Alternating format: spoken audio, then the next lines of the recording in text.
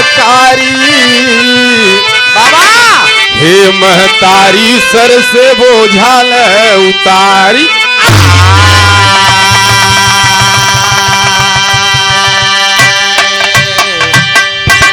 जय अम्बे जय जगदम्बे जय जय शारदा उर्वसनी जय बुद्धिदात्री कलादात्री मोहरात्रि विनाशनी जय वीरा पाणी तुम भवानी शशि समान सुहासनी माँ देव बुद्धि विवेक विद्या हृदय भवन प्रकाशनी जय श्वेतवासना सरस्वती विद्या विवेक विकासनी जय हंस कामनी सुमदायनी कुमत कालमासनी कबीर को प्रसिद्ध माया विवेक ममता हासनी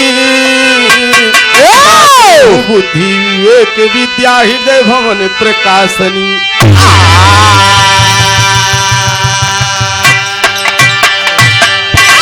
सुंदर पुष्पहार पंखुड़ियों से गुथा हुआ पुष्पहार बागी पान भंडार भैया जहां रहा जंग बहादुर भैया हम लोग बागी के नाम से बाबूजी बा भैया के दुलार प्यार मिलता है सम्मान मिलता है सब भैयन के स्वर से चरण स्पर्श नमन प्रणाम में कहना हुआ मास्टर बा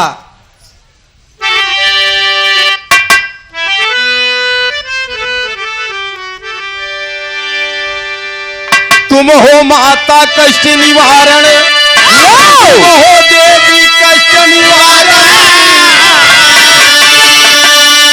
मैं बदनाम हूँ तुम्हारे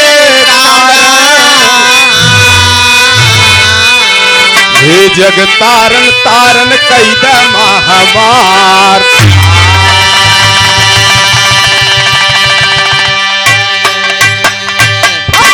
अरे मयरिया बिड़वाया के बजावा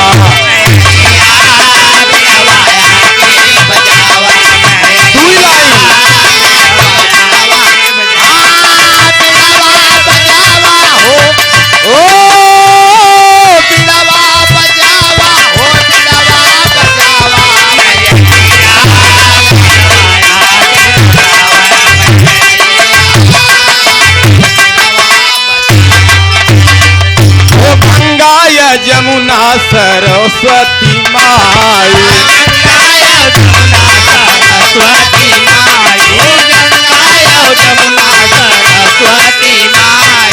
समय आयलो पिन डगरिया निहारी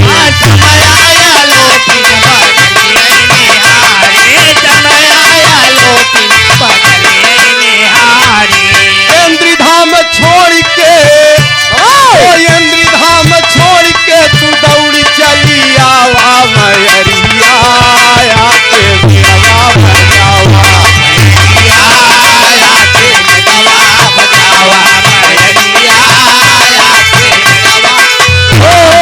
बिरवा बजावा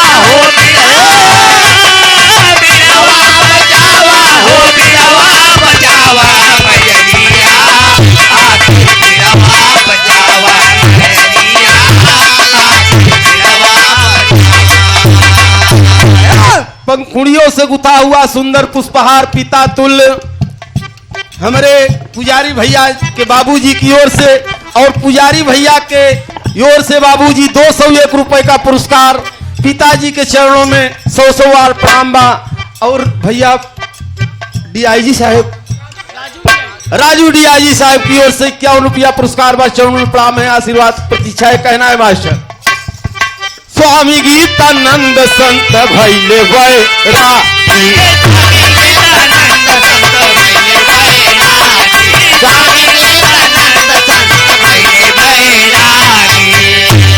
भाव को समझते हुए मेरे भोले भैया बड़े सुंदर गायक कलाकार गायकी में 4 चांद लगे भैया के 51 रुपया पुरस्कार बा भैया के नमस्ते प्रणाम बा स्वामी गीतानंद संत भैले बैरागी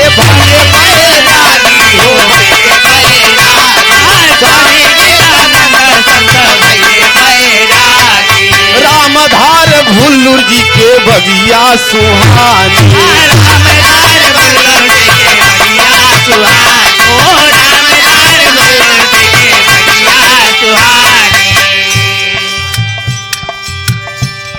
बाबूजी राजेश यादव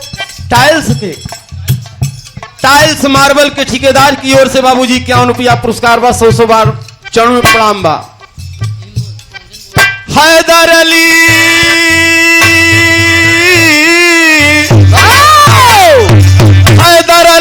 बगिया अरिया के सजावा मयरिया गवाया के सजावा।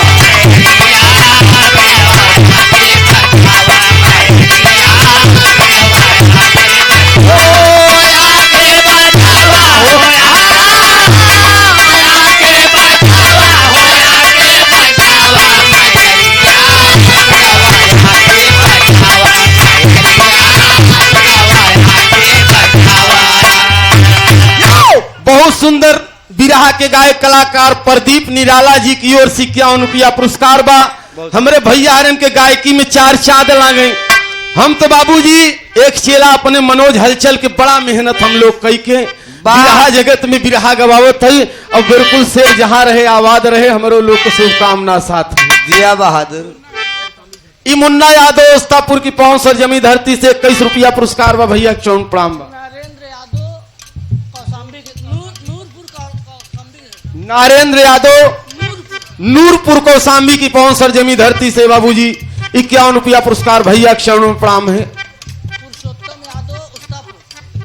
पुरुषोत्तम यादव बारे मर्यादा पुरुषोत्तम यादव की ओर से बाबूजी 51 रुपया पुरस्कार बा ओस्तापुर की पवन सर जमी धरती से। ओस्तापुर की पवन सर जमी धरती से कड़े दिन यादव भैया जी की ओर से 51 रुपया पुरस्कार बा। कहना बा अरे बबलू या हैदर से बबलू या हैदर से गीतिया गवावा मयरिया गवाया के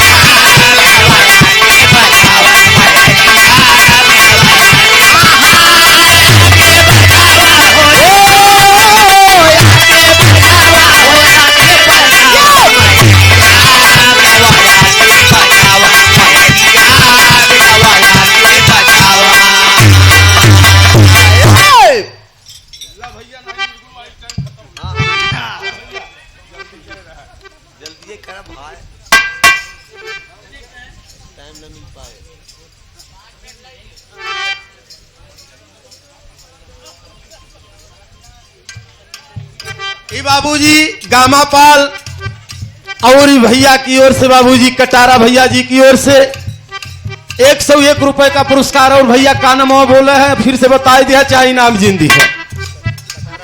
ए बाबू कहना बा आज गीत पे हमारे जनाब जुगनू जी गा के चले गए बाबूजी। कमलचंद भैया कहें जी आज भी जाए और जाबई करे बाबूजी क्यों रोकी छिट जल पावक गगन समीरा 5 तत्व का बना शरीरा कुकुर बिलार नर नारी के सुंदर 3 स्थान बहुत बिरहिया गान मगर क्यों बताए 2 बजे समाऊ 3 बजे से बैठा है। नर नारी के सुंदर 3 स्थान और बाबूजी 5 तत्व में सब बना है। मसा माछी कुकुर बिलार भैंस गोरू सब बना है। मगर वही बाबूजी अगर कौनो जीव रोड पे दबाई जाता रमेश भैया तो क्यों का टांगों पकड़ के नहीं हटावत या कहीं नगर निगम वाले पैसा लेता न नहीं अपन ले जाए। ई भैया पुरस्कार के कर है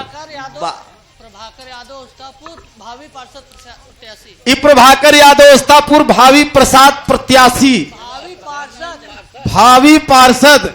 अब हम पचे आई गए भाई उथा में जवन बाटे अब धीरे धीरे होए पहले प्रधान बुलात रहा बीडीसी भी नहीं अब प्रसाद वाला हो गए पार्षद वाला हो गए वहां कहना में बुरा जी ने माना ज्यादा तेज चले वाले से कहूँ एक्सीडेंट हो जा ज्यादा बोले वाले से कहूँ टूटी। तो नर नारी के सुंदर 3 स्थान बाबू बनने के लिए गर्भधान माई के पेट जवन आज माई चली गई बनने के लिए गर्भधान अब पलने के लिए माकान और जलने के लिए शमशान। ए बाबू ई सुंदर 3 स्थान और चौथा से एक गीत नहीं करत बा इन्हीं घरों के बिचवा में से कैसे मास्टर तनी हेराइला सखिया अरे तनी हेराइला सखिया कि फुलवा काटा मेहरानी तनी हेरई द सखिया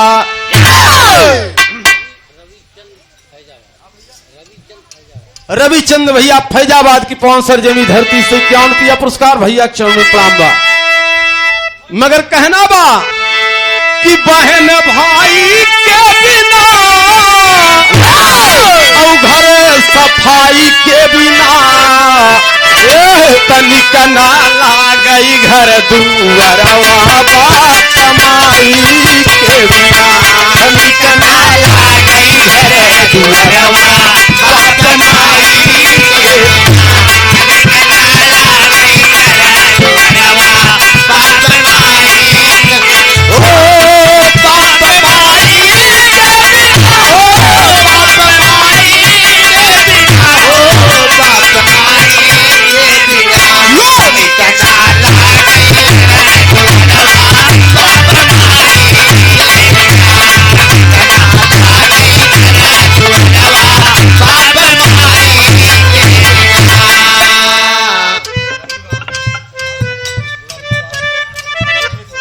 लल्लू राम भैया सुदनीपुर की पवन सरजमी धरती से बिजली विभाग भैया जी की ओर से 201 रुपया पुरस्कार बा। गौर करेंगे बाबूजी बहन भाई के बिना घर सफाई के बिना निक न लागई घर दुआरमा बाप माई के बिना।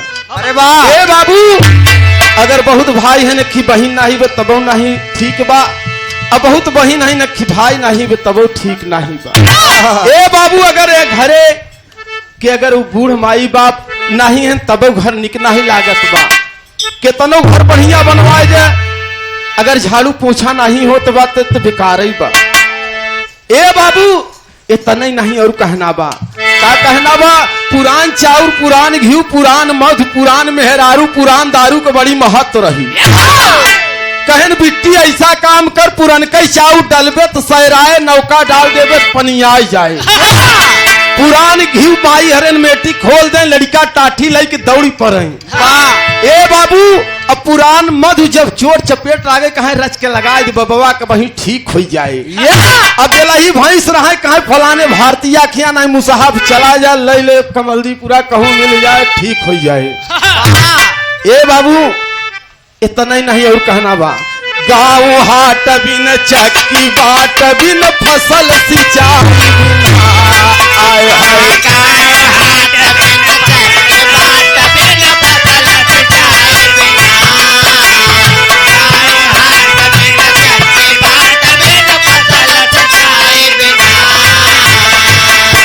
भाई भौजाई के बिना हो जाला रजाई के बिना मुक्ति नहीं भाई एक भाई के बिना मुक्ति नहीं भाई एक भाई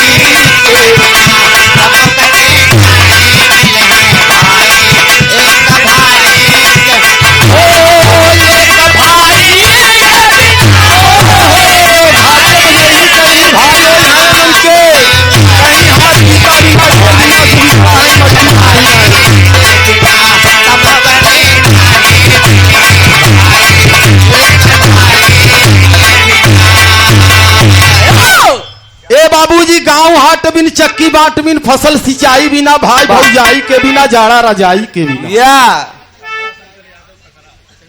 कमला शंकर यादव ककरा की पवन सरजमी धरती से ई बाबूजी की ओर से बाबूजी 111 रुपया पुरस्कार बस चरणों में प्रणाम है आशीर्वाद की प्रतीक्षा है। एकदम भैया एकदम जल्दी। ए बाबू इतना ही नहीं गांव हाट बिन कहूं लड़का लड़की देखे गए कहे लड़की लड़के वो बहुत बढ़िया रहन मगर हाट बाजार गांव में नहीं दिखान कहन बेकार बेसार। और चक्की पे चला जाए आधा सील आधा चकरी चाठी ईटा धरे हैं का मालूम कितना बा कितना टाइम टाइम से फसल न सिंचाई बाबूजी कुछ पैदा होई वाला। ए बाबू अगर जाला परत रहे रजाई न मिली तो रात भर कसर मसर हुई। घाटे पे अगर शरीरिया लेके चला जावे तो कहबे इनकर भाई कहबे हाथ बीता बिना ढेर दिना से रंजिश हो गई भीग बिना मट्टी में नहीं आए तो मुक्ति नहीं मिली भाई एक भाई के बिना मुक्ति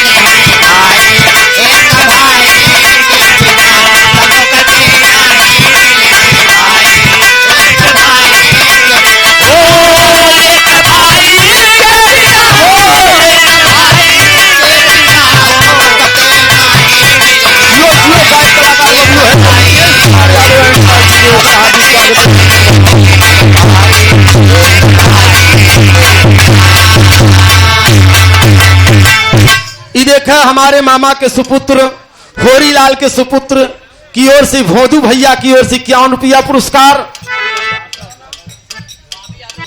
बाबी यादव भैया जी की ओर से 21 रुपया पुरस्कार,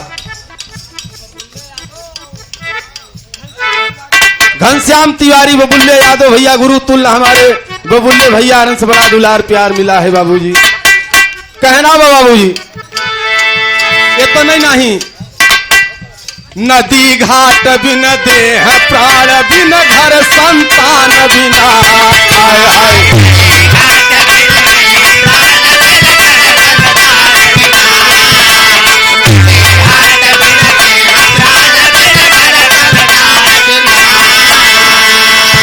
भाई पढ़ाई के बिना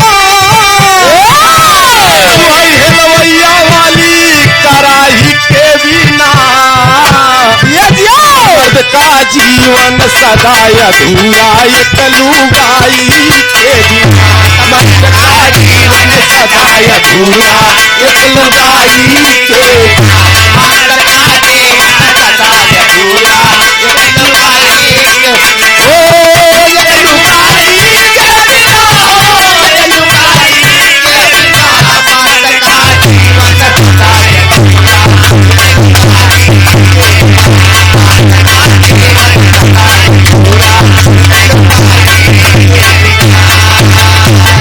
भाव को समझते हुए हमारे अजीज मित्र बहुत दुलार प्यार सम्मान मिलता है। इस धरती से बाबूजी उस्तापुर की पांव सरजमी धरती से नीवी तो ननी ही रहा। आज 4 दिन हुआ हमारी चाची जी इस दुनिया से विदा हो गई। हम लोग सूदक ही हैं, मगर हम पुजारी भैया के हम कहा एक माता जी की तिरहवी है, जरूर पहुंचेंगे। ए बाबू 101 रुपया पुरस्कार बा बजरंगी भैया के चरणों में प्रणाम है, आशीर्वाद की प्रतीक्षा है। बबलू हैदर जहां रहे भैया हर शुभकामना साथ रहे।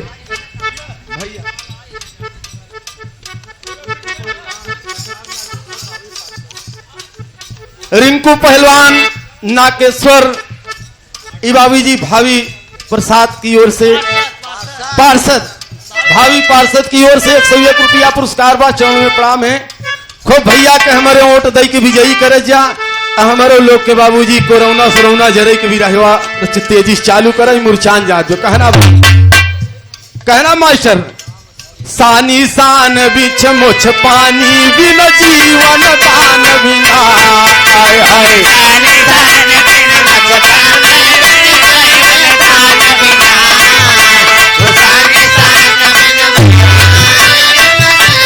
सान बिन रामधार यादव उस्तापुर की पवन सर जमी धरती से 51 रुपया पुरस्कार, डेरा की पवन सर जमी धरती से 51 रुपया पुरस्कार। भैया के चरणों में प्रणाम बा। सानी सान बिन मुछ पानी बिन जीवन दान बिना,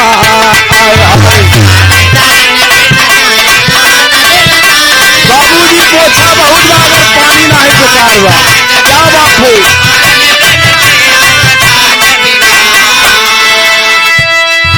समाज के बिना यही समाज बहुत हम लोग रमेश भैया खड़ा हो कि नरिया अगर ईसा समाज नहीं बा तो बेकार बा हो। समाज के बिना सरिता जी के बिना तो घर में करई न मेहर कीमत भाई कमाई, घर में करई न मेहर कीमत भाई कमाई के बिना, घर में करई न मेहर कीमत भाई कमाई के बिना, ओ कमाई दुर्गा मुल्ला भाई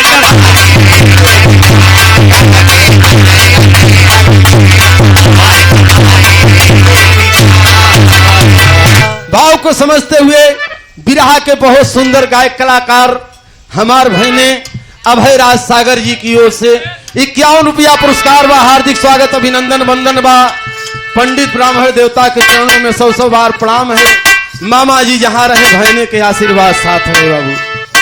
और बाकी तो आप महान हैं, लोक कला महासंघ से हर कलाकारों को मनोबल बढ़ाने का आप काम कर रहे हैं और हम लोग आपके आशीर्वाद से बिल्कुल एकदम खुशी है।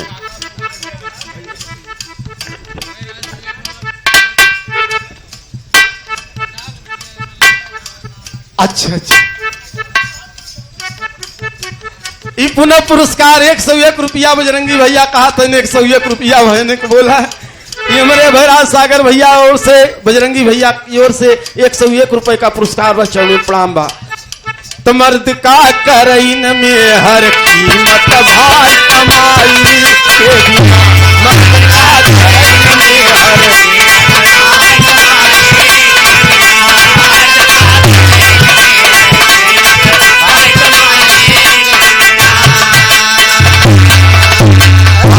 ये हमारे लल्ला भैया 11 रुपया पुरस्कार देते हैं। हाँ अरे हम चला,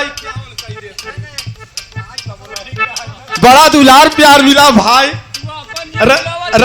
नहीं लल्ला ने भैया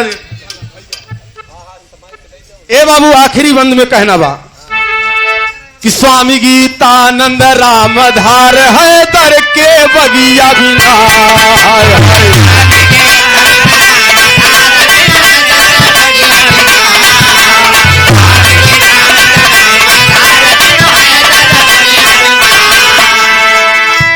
हो सच्चाई के बिना तो बबलू हैदर जवानी के बिना तनिक ना लागई घर दुआरा बाबा कमाई के बिना।